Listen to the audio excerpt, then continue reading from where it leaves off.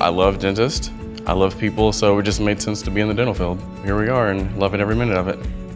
I've actually wanted to be a dental assistant a long time ago. I wasn't sure where to start. I went and read everything about it and I was like, this is really cool. I just want to go try this. The flexibility of the hours of school and when I had to be in class was very helpful to me because I was working a full-time job at the time. So when I'm ready to go, I'm ready to go. We get in there, we do the labs, everything is hands-on, everything is literally you doing it yourself. That was the best part to me, so that way once I actually did it, I grasped it, I could hold on to it, and I could take it into the workplace.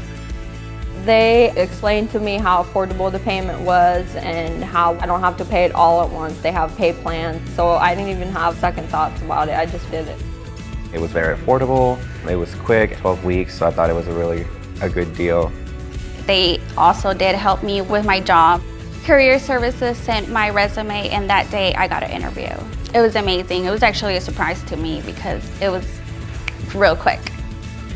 The current job I have now I already had before even graduation, so the school did a great job of helping me prepare for those interviews and things like that.